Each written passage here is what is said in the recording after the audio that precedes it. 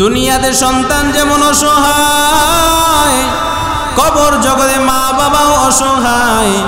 ওই মা বাবা ডাক দিয়া বলতে থাকে, আমার সন্তান,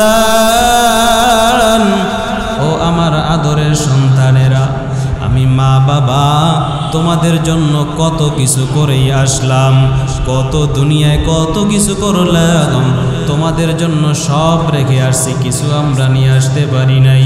কবর জগতে আমরা অসহায়, যদি কিছু নাই পারো অন্তত দুইটা ফোঁটা চোখের পানি সারি আমার জন্য দোয়া করো। আমি মায়ের জন্য দোয়া করো, আমি বাবার জন্য দোয়া করো। তোমার একটা ফোঁটা চোখের পানি কবর জগতে আমাদের নাজাতের ফয়সালা হয়ে যাবে। এরে মালিকান্দার মুসলমান যুবক, ওই মা বাবা যাদের বেঁচে আছে, মা বাবার থেকে দোয়া নিও। মা বাবার সাথে বেয়াদবি করিও না, মনে করিও না মা বাবাকে বুঝি অনেক করে ফেলেছি। সারাটা জীবন যদি মা বাবার কদমে কোনো সন্তান পড়ে থাকে, এরপরেও মা বাবার হক আদায় করে শেষ করতে পারবে না। পারবে কি বলেন? এক ফোঁটা দুধের দামই তো শেষ করা যাবে না। এক ফোঁটা ওই মায়ের দুধের দাম জানো ভাই কত, বানাও জুতা দিয়ে যদি গায়ের চামড়া যত, জুতা পায়ে মায়েও যদি, জুতা পায়ে মায়েও যদি হাটেও রাতি দিন, কেমন করে শোধবো আমি সেই না দুধের ঋণ, কেমন করে শোধবো বলো সেই না মায়ের ঋণ। যেই মায়া আমার দুধ খাওয়ালো পুরো 900 দিন, কেমন করে শোধবো আমি সেই না দুধের ঋণ, কেমন করে শোধবো বলো সেই না মায়ের ঋণ। শোধ করা যাবে নাকি? আছে যাদের মা দুনিয়ায় ভাগ্য ভালো কত, মুছে দিতে পারে তিনি ব্যথার পাহাড় যত।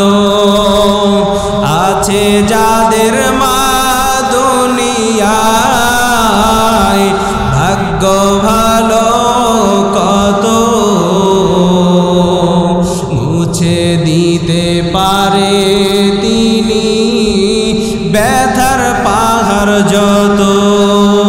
ভিন্ন পথে সুখের আশায়, ভিন্ন পথে সুখের আশায় ঘুরছো রাতি দিন, কেমন করে শোধবো বলো সেই না মায়ের ঋণ, কেমন করে শোধবো বলো সেই না দুধের ঋণ। মাঝে আমার মূল্যধন কে দিবে তার দাম, এই জগতে মানাই যাহার সেই বুঝে তার দাম। মাঝে আমার মূল্যধন কে দিবে তার দাম, এই জগতে মানাই যাহার সেই বুঝে তার দাম। মায়ের দোয়ায় হতে পারে, মায়ের দোয়ায় হতে পারে রাত্র কতটা যেদিন কেমন করে শোধব আমি সেই না দুধের ঋণ কেমন করে শোধব বলো সেই না মায়ের ঋণ সুবহানাকা লা ইলমা লানা ইল্লা মা আল্লামতানা ইন্নাকা আনতাল আলিমুল হাকীম রব্বি ইশরাহ লি সাদরি ওয়া ইয়াসসির লি আমরি واحلل عقدة من لساني يفقهوا قولي सूरज ने दिया अपनी शुआओं को ये पैगाम सूरज ने दिया अपनी शुआओं को ये पैगाम दुनिया है अजब चीज़ कभी सुबह कभी शाम दुनिया है अजब चीज़ कभी सुबह कभी शाम दुनिया में हो दुनिया का तलबगार नहीं हो दुनिया में हो दुनिया का तलबगार नहीं हो बाजार से गुजर हो खरीदार नहीं हो बाजार से गुजर हो खरीदार नहीं हो अल्हम्दुलिल्लाह অধ্যকার আয়োজিত মধ্য মালিকান্দা জামে মসজিদের উদ্যোগে 14তম বার্ষিক ওয়াজ মাহফিলের মোহতারাম সম্মানিত সভাপতি প্রধান অতিথি বিশেষ অতিথিবৃন্দ মুআজ্জাজ মুকাররম হযরত উলামায়ে কেরাম আল্লাহ পাকের আশিকিন জাকিরিন শাকিরিন মুহিব্বিন মুরব্বিয়ানে আওয়াম মহান আল্লাহ সুবহানাহু ওয়া তাআলার দরবারে লাখো কোটি শুকর ওয়া সুজুদ যে আল্লাহ রাব্বুল আলামিন আপনাকে আমাকে দয়া করে মায়া করে ভালোবেসে দুনিয়ার মধ্যে শ্রেষ্ঠতম জায়গা মসজিদে দামি এক মজলিস কোরআন ও হাদিসের মজলিসে আসার বসার তৌফিক দান করেছেন এজন্য কালিমাতুশ শুকর উচ্চারণ করি আলহামদুলিল্লাহ লক্ষ কোটি দরুদ ও সালাম বিশ্ব মানবতার কান্ডারি মানবতার মুক্তির দিশারি শফিউল মুজনবিন রহমাতুল লিল আলামিন নবিয়ুল আরব ওয়াল আজম হাবিব কিবরিয়া আশরাফুল আম্বিয়া সাইয়্যিদুল আম্বিয়া হযরত মুহাম্মদুর রাসূলুল্লাহ সাল্লাল্লাহু আলাইহি ওয়াসাল্লামের উপর সর্বোপরি শুকর যে আল্লাহ রাব্বুল আলামিন দুনিয়ার সমস্ত ঝামেলাকে উপেক্ষা করে দুনিয়ার সমস্ত কাজকর্ম থেকে জুদা রেখে দুনিয়াবি সমস্ত সগল থেকে ফারেক করে আল্লাহ তাআলার মহাব্বতে নবীজির ভালোবাসায় মহতি এ বরকতি মজলিসে আসার এবং বসার তৌফিক দিয়েছেন এজন্য সেই মহান স্রষ্টা দয়াময় আল্লাহ রাব্বুল আলামিনের দরবারে আরেকবার কালিমাতুশ শুকর উচ্চারণ করি আলহামদুলিল্লাহ ভূমিকা ছাড়াই সংক্ষেপে কিছু কথা বলবো আল্লাহ তাআলা আমাকে বলা আপনাদেরকে ধৈর্যের পরিচয় শ্রবণ করা কিছু আমলের নিয়াত করার তৌফিক দান করেন বলি আমিন কোরআনে হাকিমের ছোট্ট এক টুকরা আয়াতে কারিমা তেলাওয়াত করেছি আল্লাহ রাব্বুল আলামিন বলেন কুল ইন কুনতুম তুহিব্বুনাল্লাহ আল্লাহ তাআলা রাসূল করিম সাল্লাল্লাহু আলাইহি ওয়াসাল্লামকে বলেন নবী আপনি বলেন যারা আমি আল্লাহকে ভালোবাসতে চাই মহব্বত করতে চাই ফাত্তাবিউনি তাদেরকে বলে দেন তারা যেন আপনার অনুসরণ করে। ইউহিব্বুকুমুল্লাহ, তাদেরকে বলে দেন যে তারা যদি আপনার অনুসরণ করে, আনুগত্য করে, তাহলে আমি আল্লাহই তাদেরকে ভালোবাসব। সুবহানাল্লাহ। ওয়া ইয়াগফির লাকুম যুনুবাকুম, এবং আমি আল্লাহ তাদের জীবনের সব গুনাহগুলো মাফ করে দিব। ওয়াল্লাহু গফুরুর রহিম, আল্লাহ তাআলা ক্ষমাশীল, পরম করুণাময়। এ হলো আয়াতের সংক্ষিপ্ত তরজমা। দুনিয়ার সবাই আল্লাহকে ভালোবাসতে চায়, মহব্বত করতে চায়, ঠিক না? আমরা এখানে যারা আছি আমরাও আল্লাহকে ভালোবাসতে চাই, ঠিক তো? যদি আল্লাহকে ভালোবাসতে চাই, আল্লাহ বললেন যারা আল্লাহকে ভালোবাসতে চায় তারা যেন আমার নবী মুহাম্মদের অনুসরণ করে, আনুগত্য করে। অন্যত্র আল্লাহ রাব্বুল আলামিন বলেন, লাকাদ কানা লাকুম ফি রাসূলিল্লাহি উসওয়াতুন হাসানাহ। আল্লাহ তাআলা বলেন তোমাদের জন্য রয়েছে আমার নবী মুহাম্মদ সাল্লাল্লাহু আলাইহি ওয়াসাল্লামের ভেতরে উত্তম আদর্শ। নবীর ভেতরে রয়েছে তোমাদের জন্য উত্তম আদর্শ।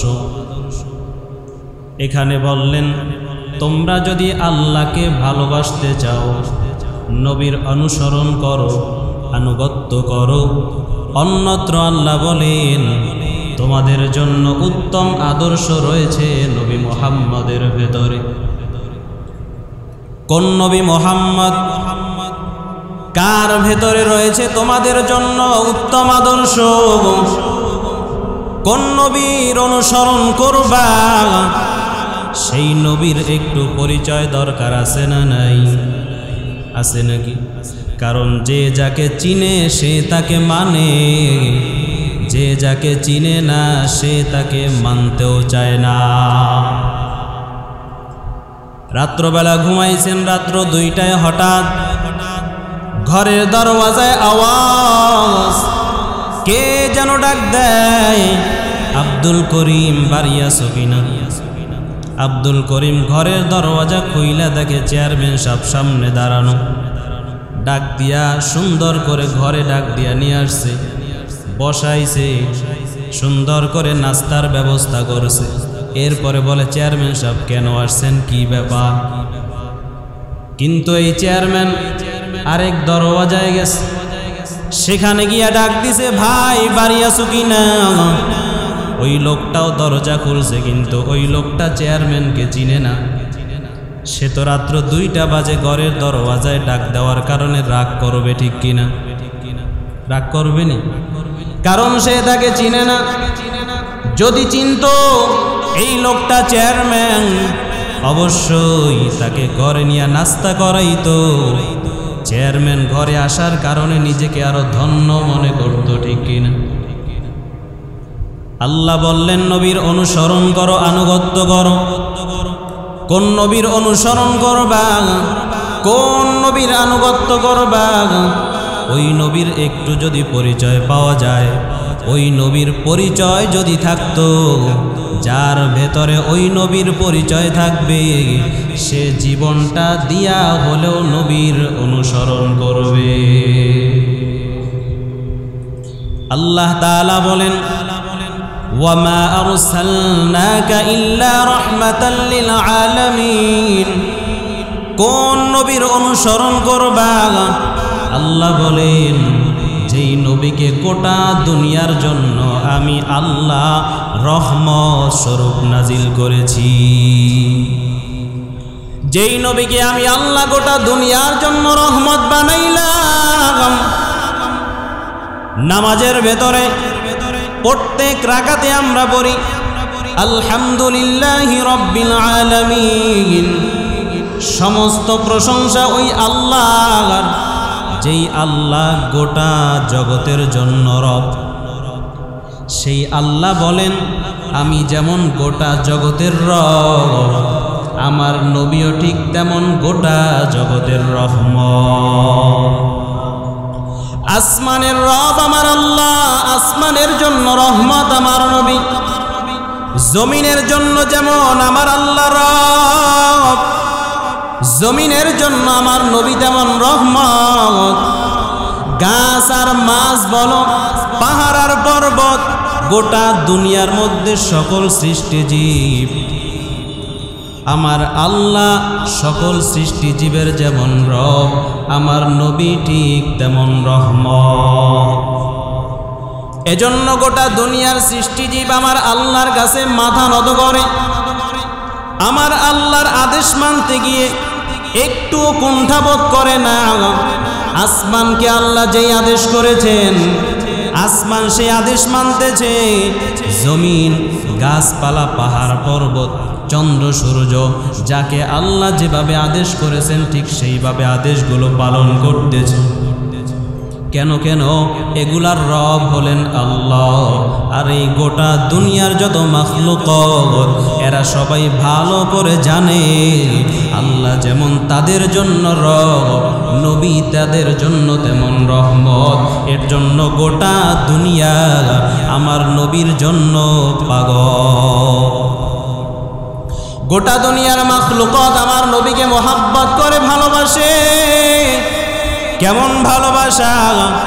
শুধু জীবন্তরা নয়, বরং মৃতরাও আমার নবীকে জীবন দিয়া ভালোবাসে। পয়গম্বরে আরবি সাল্লাল্লাহু আলাইহি ওয়াসাল্লাম মসজিদে নববীর ভেতরে খুতবা দেয়। মরা একটা খেজুর গাছের সঙ্গে হেলান দিয়া নবী খুতবা দেয়। সাহাবায়ে কেরাম বলে, পয়গম্বর, যেই মসজিদের খতিব আপনি, সেই মসজিদে একটা মরা খেজুর গাছে হেলান দিয়া খুতবা দেন, ভালো দেখা যায় না। পয়গম্বর, আপনি যদি অনুমতি দেন আমরা কাঠের একটা মিম্বর বানায় দিতে চাই। পয়গম্বর সাহাবায়ে কেরামকে অনুমতি দিয়ে দিলেন। সাহাবায়ে কেরাম সুন্দর একটা কাঠের মিম্বর বানায় দিলেন। পয়গম্বর কাঠের মিম্বরে দাঁড়ায়া খুতবা দিতেছেন। হঠাৎ করে কান্নার আওয়াজ। কে যেন কান্না করে, কেমন যেন মানুষের কান্নার মতো কান্নার আওয়াজ আসতেছে। বুখারী শরীফের বর্ণনা, কান্নাহা সিয়াহাস সাবিয়্যি, মায়ের কোল থেকে বাচ্চাটাকে টান দিয়া ছিনায় নিয়ে গেলে এই বাচ্চাটা যেমন করে কান্দে, এই বাচ্চাটা যেমন করে চিল্লায় কাঁদে, পয়গম্বরের কানের ভেতরে এরকম কান্নার আওয়াজ আসতেছে। সুবহানাল্লাহ। কে কাঁদে, কে কাঁদে? লক্ষ্য করে দেখা গেল ওই যে মরা খেজুর গাছ। পয়গম্বর দেখেন ওই মরা খেজুর গাছ থেকে কান্নার আওয়াজ আসতেছে।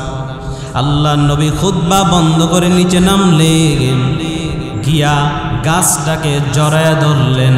5 বছর 10 বছর বাবা বিদেশে থাকার পরে বাড়িতে আসছে, ছোট সন্তানটাকে দেখে যেমন বাবা তার বুকের ভিতরে জড়ায় নেয়, আল্লাহ নবী গাছটাকে এভাবে জড়ায় ধরলেন। গাছের কান্না বন্ধ হয়ে গেল। নবী জানায় দেয়, হে উম্মতের দল ও সাহাবায়ে কেরামের দল, শুনে নাও, ওই গাছটাকে ওই দিন যদি জড়ায় না ধরতাম কিয়ামত পর্যন্ত গাছের কান্না বন্ধ হইত না। উস্তনে হান নানায়ে হজরে রসূল নালমিজদ হাম চুয়ার বাবে উকুল। আল্লাহ নবী বলে, গাছ এমন মহব্বত, এমন মহব্বত, কান্নার কারণ কি জানতে চাই? গাছ পয়গম্বরকে জানায় দেয়, পয়গম্বর, আপনি আমার সাথে দাঁড়ায়া হেলান দিয়া খুতবা দিতেন, আপনার স্পর্শ আমি পাইতাম। আজকে আপনার পরশ থেকে আমি যখন বিচ্যুত হয়ে গেলাম, এই বিরহ ব্যথা আর কলিজায় মানে না। পয়গম্বর জানায় দেয়, তোর এই মহব্বতের কারণে তোর ঠিকানা দুনিয়া পর্যন্ত সীমাবদ্ধ না, আল্লাহর জান্নাত পর্যন্ত হবে তোর ঠিকানা। গ্রাম্যবধূ সাহাবা এখনো কালেমা পড়ে নাই, ইহুদি ধর্ম পালন করে।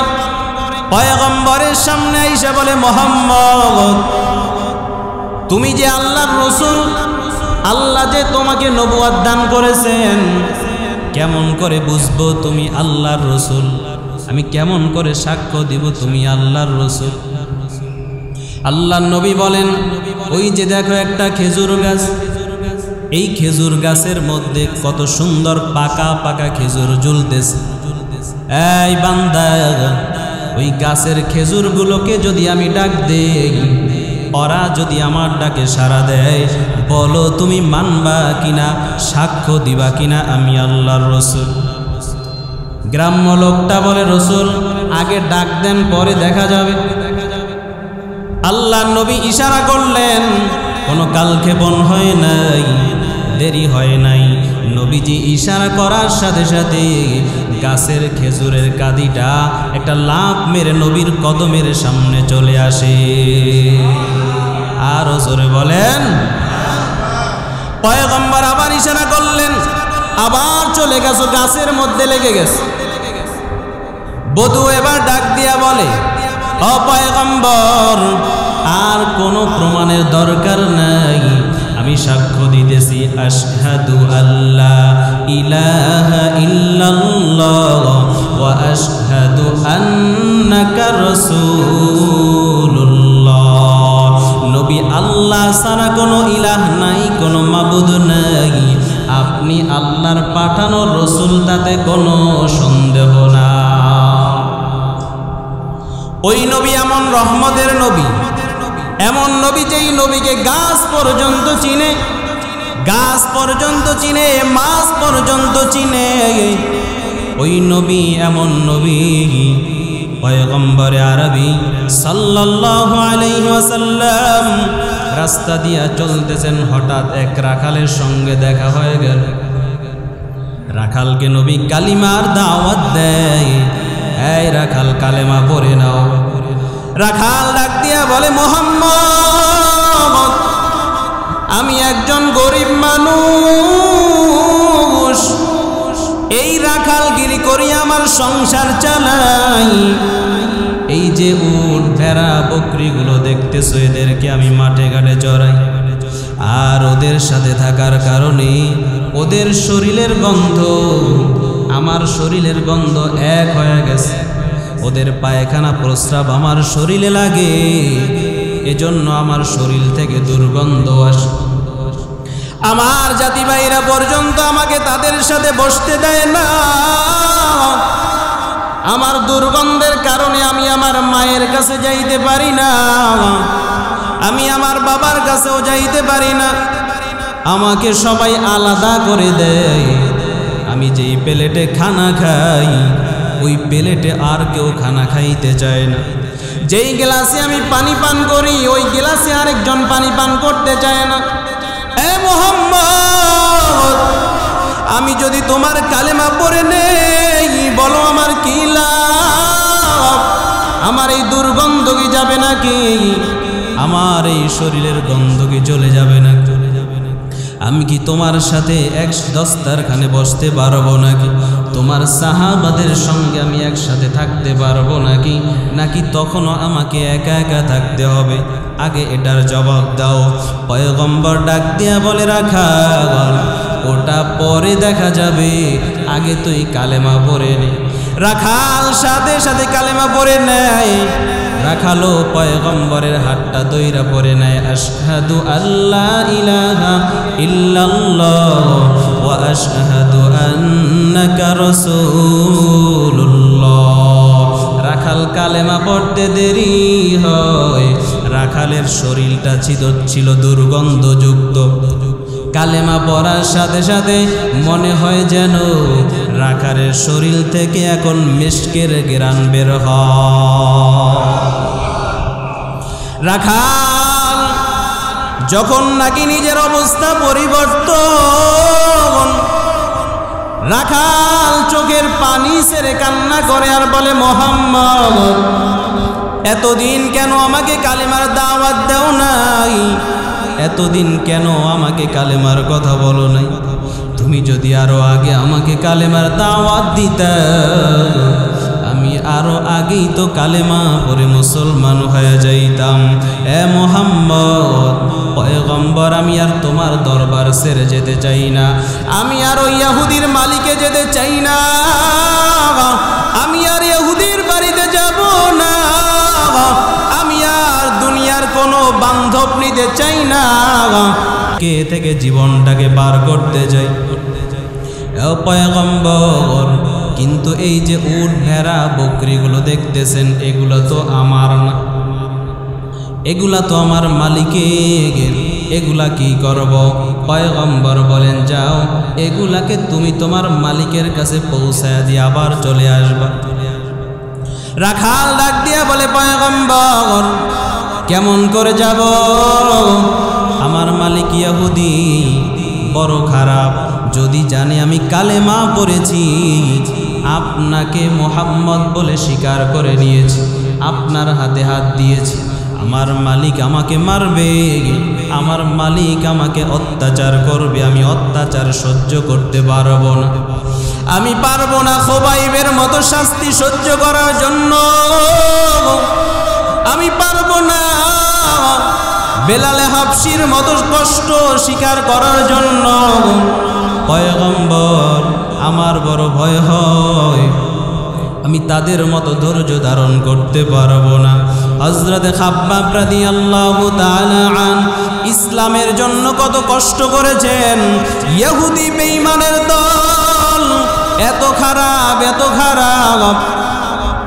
ওরা মুসলমানদেরকে কি পরিমাণ নির্যাতন করেছে কল্পনাই করা যায় না।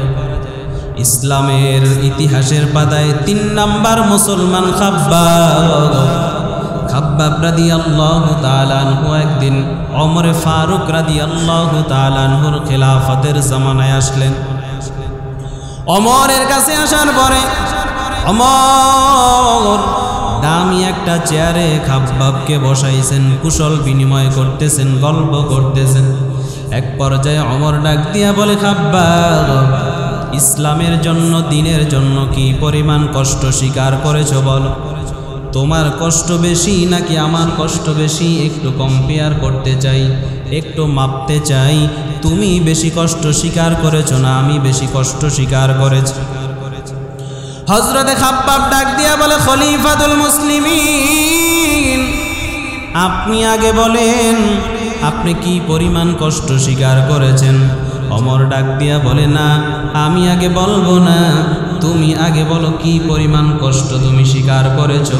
হযরতে খাব্বাব ডাক দিয়া বলে, ও খলিফাতুল মুসলিমিন, আমার জিহ্বাটার দিকে একটু তাকায় দেখেন। খাব্বাব জিহ্বাটাকে বের করে দিছে। ওমর জিহ্বার দিকে তাকায় বলে, খাব্বাব কি ব্যাপার, তোমার জিহ্বার ভিতরে টিউমারের মতো দেখা যায় কেন? এটা কবে হয়েছে? খাব্বাব ডাক দিয়া বলে, ও খলিফাতুল মুসলিমিন, আমার জিহ্বার মধ্যে কোনোদিন টিউমার হয় নাই। তাহলে এই বড় গোশত, ফুলা গোশত কেন?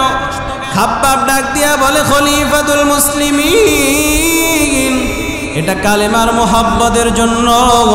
কালেমা পড়ার অপরাধের কারণে আমার কওমের মানুষ, আমার বংশের মানুষ আমার হাত পায়ে রশি লাগাইয়া পাহাড়ের পাদদেশে নিয়ে ওই পাহাড়িয়া কাঁচা কাঁটাগুলো আমার জিহ্বার মধ্যে আঘাত করেছে।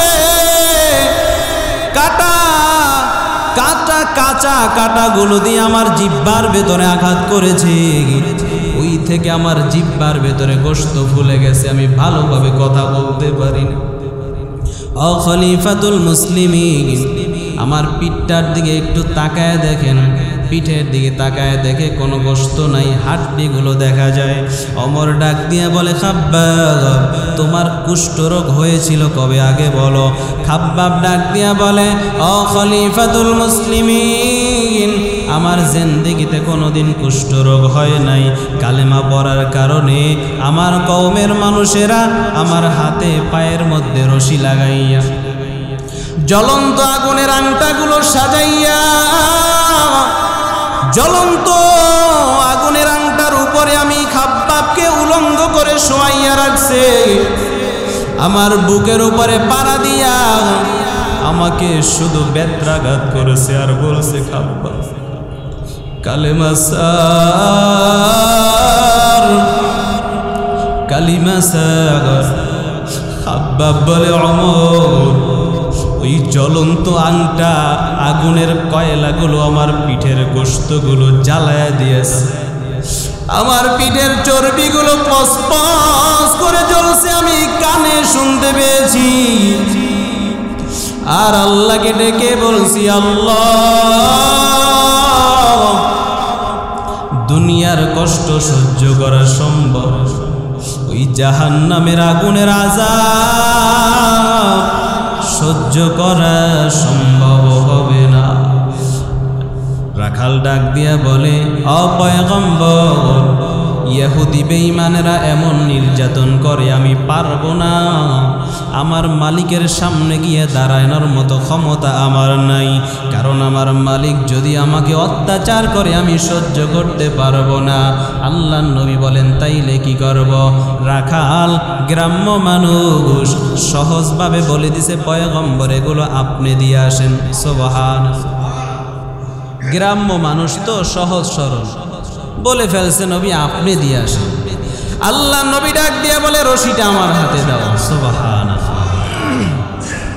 পয়গম্বর রশিটা হাতে নিছেন, হাতে নিয়ে এবার ওই উট বেড়া বকরিগুলোকে ডাক দিয়া বলে, যাও যাও, তোমার মনিবার যাবে না, তোমাদের রাখাল আর তোমাদের বাড়ি যাবে না, তোমরা নিজের জিম্মায় বাড়িতে চলে যাও। পয়গম্বর রশিটা ছেড়ে দিয়েছেন, ওরা চলতে শুরু করছে, সামনে যায় আবার পেছনের দিকে তাকায়, আবার সামনে যায় আবার পেছনে তাকায়। রাখাল ডাক দিয়া বলে, পয়গম্বর ওরা বারবার পেছনের দিকে তাকায় কেন? ওরা মনে হয় বাড়িতে যাবে না। আল্লাহর নবী ডাক দিয়া বলে, রাখাল এখনো আমাকে চিনতে পারো নাই? এই উট ভেড়া বকরিগুলো ওরা পেছনের দিকে তাকাইয়া আমি নবীকে জানাই দিতেছে, ও পয়গম্বর আপনি দাঁড়ায় থাইকা আমাদেরকে পাহারা দেওয়া লাগবে না, আমরা আমাদের নিজ জিম্মায় আমাদের বাড়িতে চলে যাব। ওয়ামা আরসালনাকা ইল্লা রাহমাতাল লিল আলামিন। ওই নবীর ইত্তেবা করার জন্য, অনুসরণ করার জন্য আল্লাহ বলেছেন, যিনি গোটা দুনিয়ার জন্য রহমত, গোটা দুনিয়া আমার নবীর জন্য পাগল, কিন্তু আমরা মানুষ পাগল হইতে পারলাম না। গোটা দুনিয়ার একটা মাখলুক আমার নবীর সঙ্গে জীবনে কোনোদিন গাদ্দারি করে নাই, জীবনে কোনোদিন আমার নবীর সঙ্গে বেয়াদবি করে নাই। বেয়াদবি করেছে মানুষ, গাদ্দারিও করেছে মানুষ। পয়গম্বর আমার তায়েফের ময়দানে দিনের দাওয়াত নিয়ে যায়, তায়েফের মানুষগুলোকে যখন দিনের দাওয়াত দেয়, কালেমার দাওয়াত দিল, একজন ডাক দিয়া বলে, মুহাম্মদ আল্লাহ কি তোমাকে ছাড়া আর কাউকে নবী বানাইতে পারল না? আরেকজন বলে, তোমাকেই কেন নবী বানাতে হবে, অন্য কেউ তো বানাইতে পারত। বিভিন্ন জনে বিভিন্ন কথা কয়, কেউ দাওয়াত গ্রহণ করে না। আল্লাহ নবী সামনের দিকে যায়, দেখিনি অন্য কেউ কালেমার দাওয়াত গ্রহণ করে কিনা, কিন্তু এই তায়েফের মানুষগুলো এত বড় খারাপ, ওরা কালেমা তো গ্রহণ করলই না, উল্টো তায়েফের সন্ত্রাসী ছেলেদেরকে ডাক দিয়া বলল, এই একে তোমরা চিনো নাকি? বলে, না চিনি না। কোনোদিন দেখছো নাকি? না কোনোদিন দেখি নাই। বলে, পরিচয় নেও, ইনি হলো মক্কার পাগল, মক্কা থেকে পাগলামি কইরা তোমাদের শহরে আসছে, ওকে মারো। নাউজুবিল্লাহ। তায়েফের ওই সন্তানগুলো আল্লাহর নবীকে চিনে না, নবীর দিকে পাথর মারে, ঢিল মারে, চোখা চোখা পাথরগুলো নবীর শরীরের মধ্যে ঢুকে যায়, রক্ত পরে জর্জরিত হয়ে যায়। নবীর পাল্লক পুত্র যায়েদ ইবনে হারেস একবার নবীর ডানে যায়, আবার নবীর বামে যায়, আবার সামনে যায়, আবার পেছনে যায়।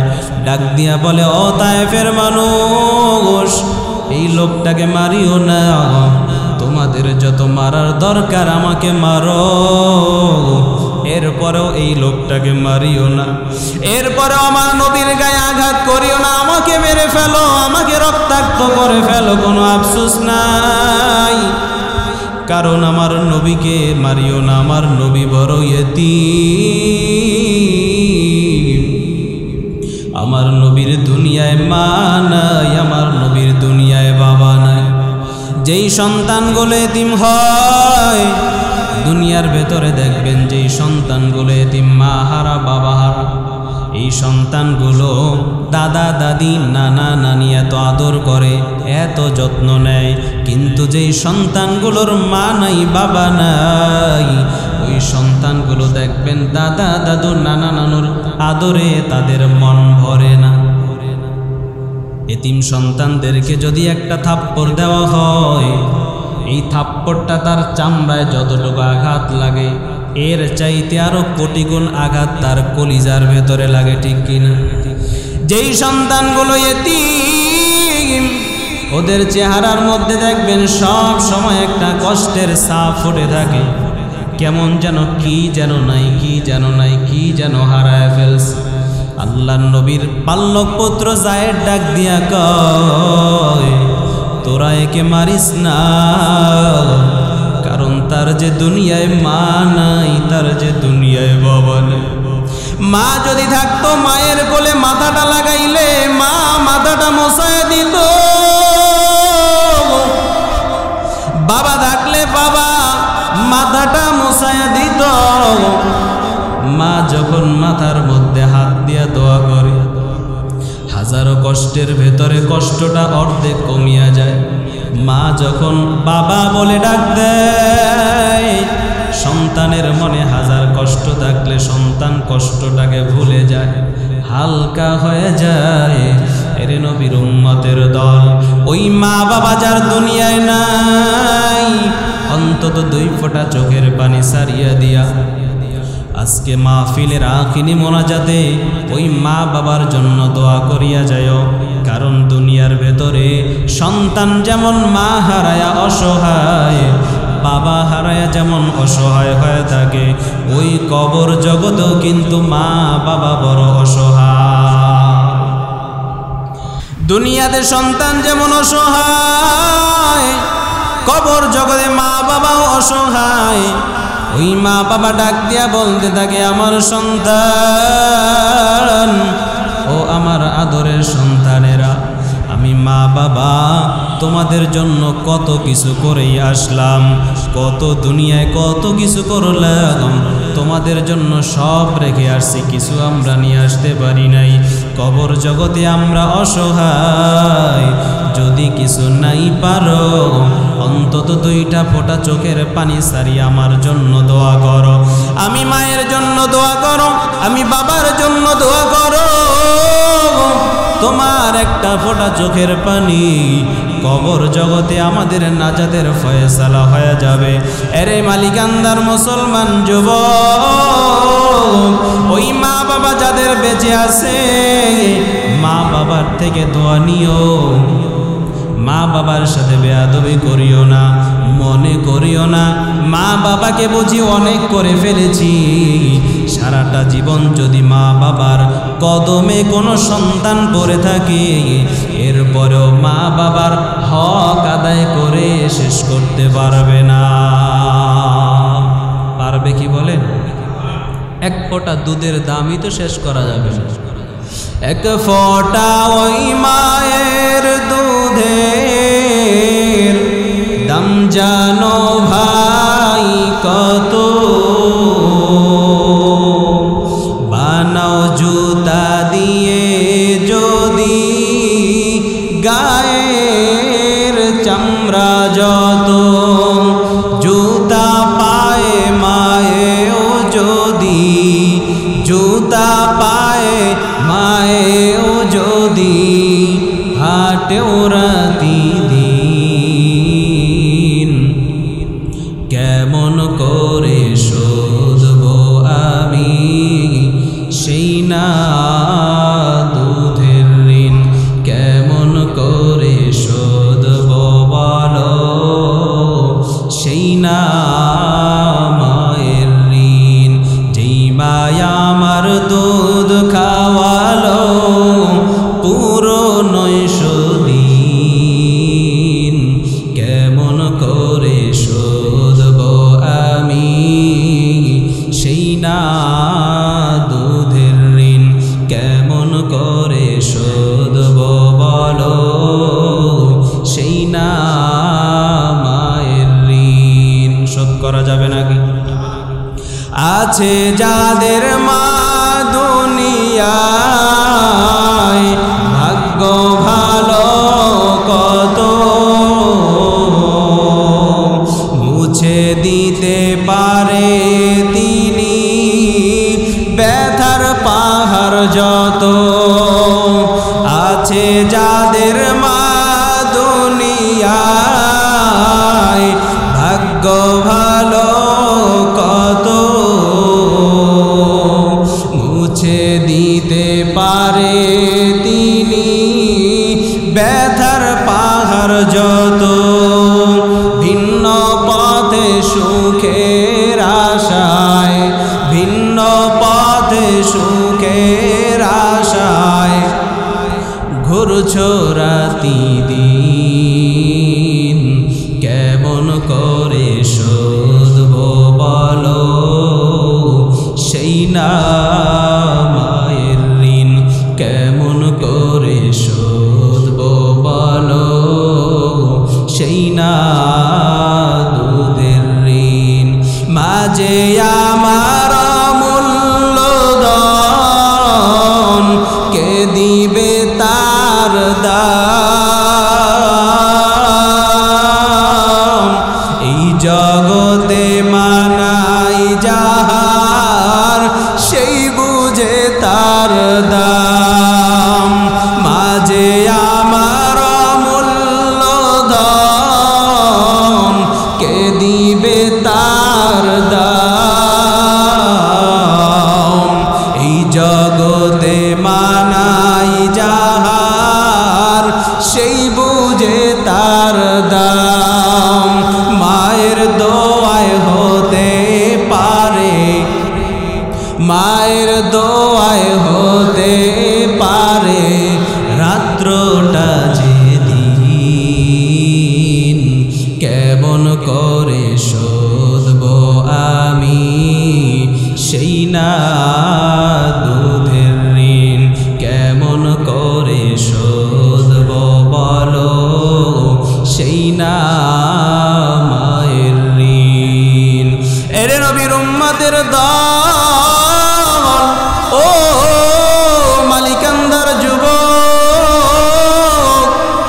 যাদের মা বাবা সে পায়ে হাত দিয়ে বলে যাই, খবরদার ওই মা বাবার সঙ্গে কখনো বেয়াদবিমূলক আচরণ করবা না।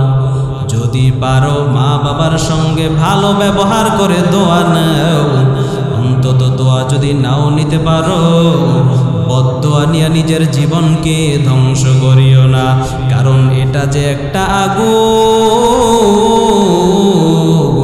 ইচ্ছা করে আগুনে হাত দিলেও হাত পুড়বে, অনিচ্ছা করে হাত দিলেও কিন্তু হাত পুড়বে, ঠিক নেই? হাত পুড়বে নি? মা বাবার দোয়াটা আগুন, মা বাবা যদি দোয়া করে দেয়, ভালো দোয়া করলেও সেটা কবুল। মা বাবা যদি অসন্তুষ্ট হয়ে একটা হাত ছেড়ে দেয়, সেটাও কিন্তু আল্লাহর কাছে কবুল হয়ে যাবে। এজন্য মা বাবার দোয়া নেও, যদি পারো দোয়া নেও, বদদোয়া নিও না। যায় ডাক দিয়া বলে, ও তায়েফের মানুষ, আমার নবী বড় এতিম, আমার নবী বড় অসহায়, এই লোকটাকে আর মারিও না। কিন্তু চোরে তো শুনে না ধর্মের বয়ান। তায়েফের ওই সন্তানগুলো এত খারাপ, নবীকে নবীকে মারতে মারতে নবী আমার বেহুশ হয়ে যায়। ডান দিক থেকে ডান হাত ধরে একজনে উঁচা করে, বাম দিকওয়ালাদেরকে বলে তোরা মার। আবার বাম দিকের হাত ধরে উঁচা করে ডান দিকওয়ালাদেরকে বলে তোরা মার। আল্লাহর নবী আমার রক্ত দিয়ে জর্জরিত হয়ে যায়। নবীর গামছাটার রুমালটা নবী রক্ত মুছতেছেন, শরীরের সাথে রক্তগুলোকে মিশায় নিতেছেন। জায়েদ ডাক দিয়া বলে পয়গম্বর, প্রবাহিত রক্ত একবার যেটা বের হয়ে গেছে সেটা তো আর ভিতরে ঢুকবে না, এমন কেন করেন? শরীরের সঙ্গে কেন মাখেন?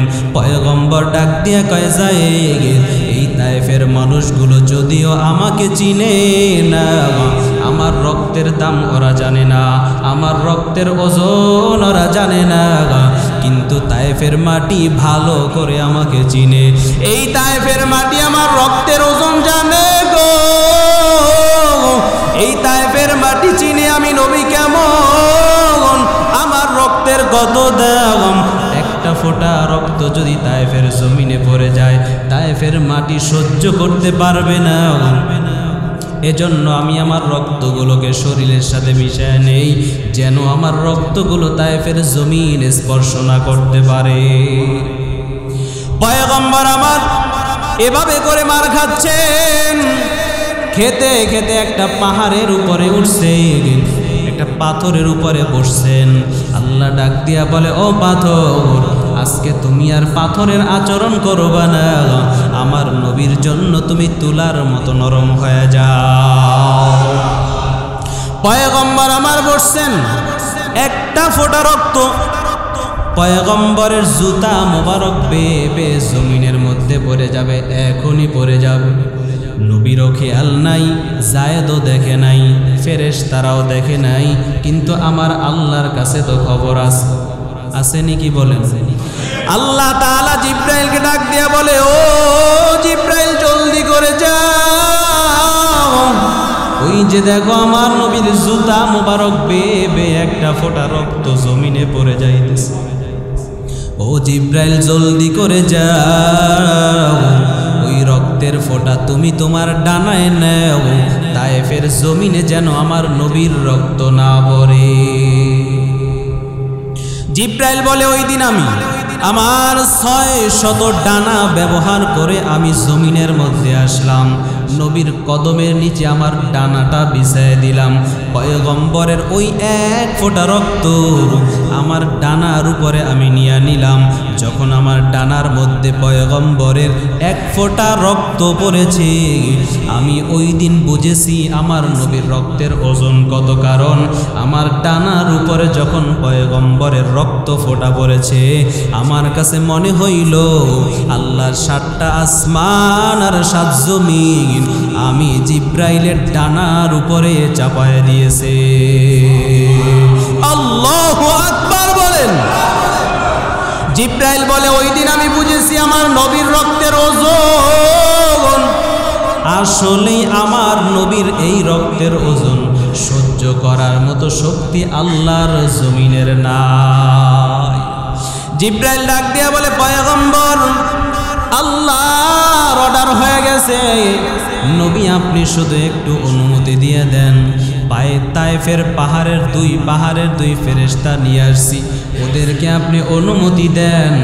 যদি আপনি অনুমতি দেন, ওরা 2টা পাহাড় দিয়া চাপা মাইরা তায়েফবাসীকে ধ্বংস করে দিবে। আল্লাহ নবী বলে ও জিব্রাইল না, আল্লাহ তো আমাকে রহমাতুল লিল আলামিন করে বানাইছেন, আমি তো মানুষকে মারতে আসি নাই, আমি উম্মতকে জাহান্নামে পাঠানোর জন্য আসি নাই, জান্নাতে নেওয়ার জন্য আসছি। এরে জিব্রাইল, এই তায়েফের মানুষগুলো যদিও আমাকে চিনে না, হয়তো তাদের সন্তানগুলো আমাকে চিনবে, নয়তো তাদের পরবর্তী জেনারেশন আমাকে চিনবে, নয়তো তাদের পরবর্তীরা আমাকে চিনবে, তারা কালেমা পড়বে। একজনও যদি কালেমাওয়ালা হয়, একজনও যদি কালেমা পড়ে জান্নাতি হয়, এটাই হবে আমার রক্ত ঝরানোর সার্থকতা। কেমন আমার নবী রহমাতুল লিল আলামিন ওই নবীর আনুগত্য করতে যাদের কষ্ট হয় এরা দুনিয়ার মধ্যে চূড়ান্ত পর্যায়ের বিশ্বাসঘাতক, চূড়ান্ত পর্যায়ের খারাপ ছাড়া আর কিছু হতে পারে না, ঠিক কিনা? পয়গম্বর আমার কাবা ঘরের সামনে দাঁড়ায়া কাবা ঘরের গিলাপ ধরে ধরে কাঁদতেছেন আর পেছনের নবীদের ইতিহাসগুলো মনে করতেছেন। হঠাৎ পয়গম্বর ইব্রাহিম আলাইহিস সালামের একটা কথা পয়গম্বরের মনে পড়ে গেল। ইব্রাহিম আলাইহিস সালাম আল্লাহর কাছে দোয়া করছিলেন, আল্লাহ যেই মানুষগুলো আপনাকে মানে আমাকে মানে তারা তো আমাদের দলেরই লোক, কিন্তু যারা মানে না আপনি চাইলে তো তাদেরকে মাফ করে দিতে পারেন। এটা ইব্রাহিম আলাইহিস সালাম উম্মতের প্রতি দয়া দেখাইছেন, ঠিক না?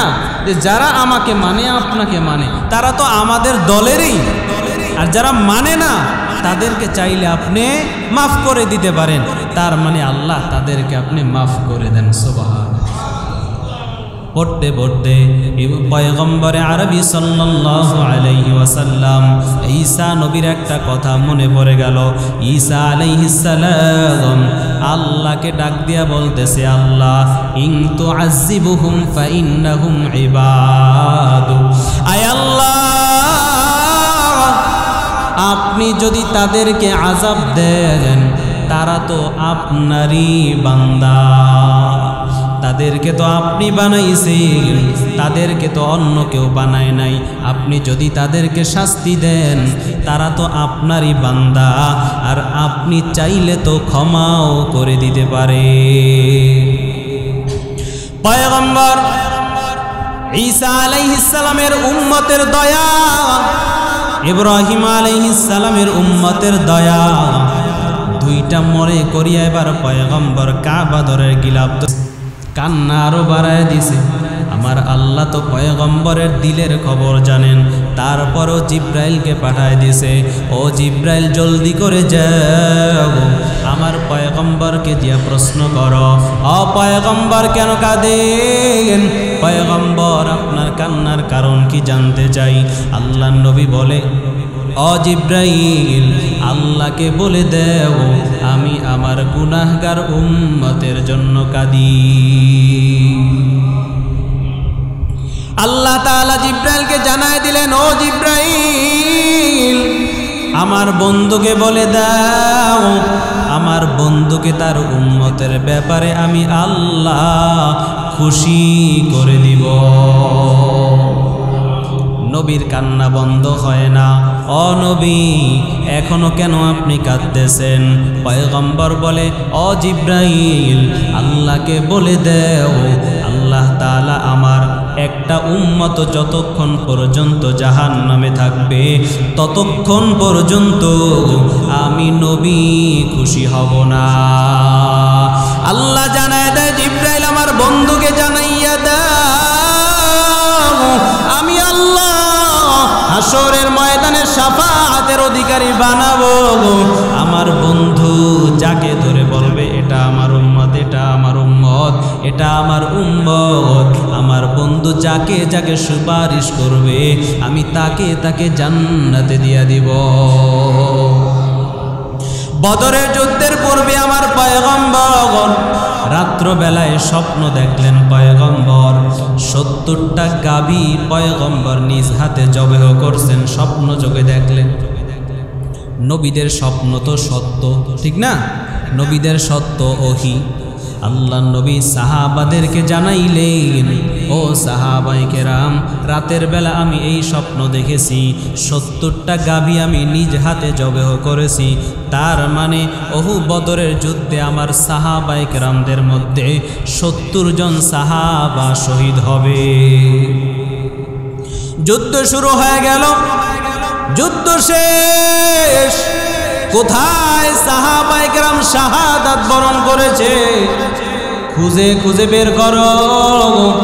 পয়গম্বরের অর্ডারে সাহাবায়ে কেরাম লাশগুলোকে খুঁজতেছেন, খুঁজতে খুঁজতে সব লাশগুলোকে এক জায়গায় জমা করেছেন। জমা করার পর বলে পয়গম্বর বলে গুনো কয়টা লাশ পেয়েছো, কয়টা শহীদের লাশ পেয়েছো গুনো। পয়গম্বরের অর্ডারে সাহাবায়ে কেরাম লাশগুলো গুনতেছেন। গুনতে গুনতে দেখে 68টা লাশ পাওয়া গেছে, 2টা লাশ এখনো পর্যন্ত পাওয়া যায় নাই। আল্লাহ নবী বলে 68টা হবে না, 70টা হবে, কারণ আমি স্বপ্নে 70টাই জবেহ করেছি। তার মানে 70 জন সাহাবী আমার শহীদ হয়েছে। বাকি 2 জনকেও খুঁজে খুঁজে বের করা দরকার, খুঁজে খুঁজে বের করো। সাহাবায়ে কেরাম খুঁজতেছেন, পুরা যুদ্ধের ময়দানটা খুঁজে খুঁজে দেখে কোথাও পাওয়া যায় না। এক জায়গায় গিয়ে দেখলেন একটা হাতের অংশ দেখা যায়, আরেক জায়গায় দিয়ে গিয়ে দেখলেন কানের একটা অংশ দেখা যায়, আরেক জায়গায় গিয়ে দেখলেন নাকের একটা অংশ দেখা যায়। সাহাবায়ে কেরাম বলে পয়গম্বর লাশ তো পাই না, লাশের কিছু অংশ পাইতেছি। আল্লাহ নবী জানায় দিলেন এগুলাকে এক জায়গায় জমা করো। সাহাবায়ে কেরাম এক জায়গায় জমা করলেন। জমা করার পর আমার নবী চোখের পানি ছেড়ে ডাক দিয়া বলে, ও সাহাবায়ে কেরাম, এই লাশটাকে চিনছো?